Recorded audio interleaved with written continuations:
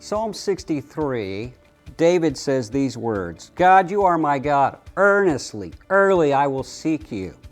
My soul thirsts for you. My flesh longs for you in a dry and thirsty land where there is no water. David was proclaiming his pursuit of God. But what's interesting is if you read the superscription above the verse, it says, a psalm of David when he was in the wilderness of Judah. It really becomes interesting when you know that story. You see, David, you know this, when he was a teenager, he killed the giant, the Philistine giant, Goliath, and he became a rock star in Israel.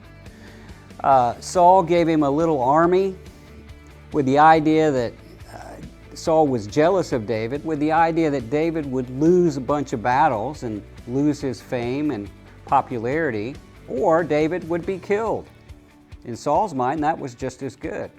The problem was David, in his little army, didn't lose a single battle. He won every battle, so his popularity, his fame, grew and grew, making Saul more and more jealous.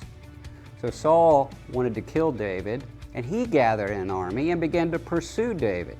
David, by himself, fled into the wilderness, leaving his home, his position, his family, his possessions, his reputation. He became a fugitive from justice, hiding from Saul and his army in the wilderness for almost 10 years. During that time, David wrote these words. He said, God, you are my God. Earnestly I seek you. My flesh longs for you. My soul thirsts for you in this desert that I'm in.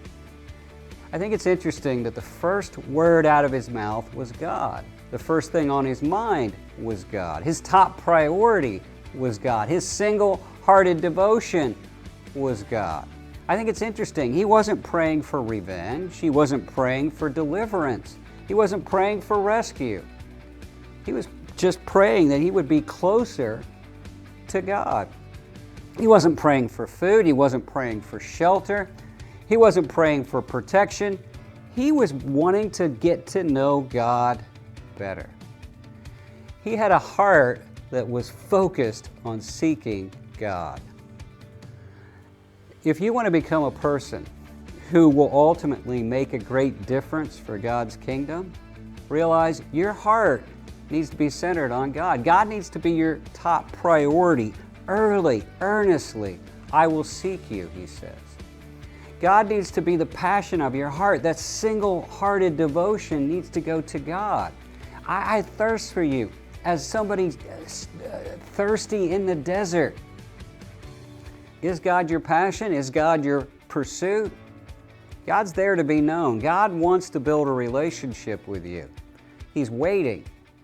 Seek Him today. Get to know God.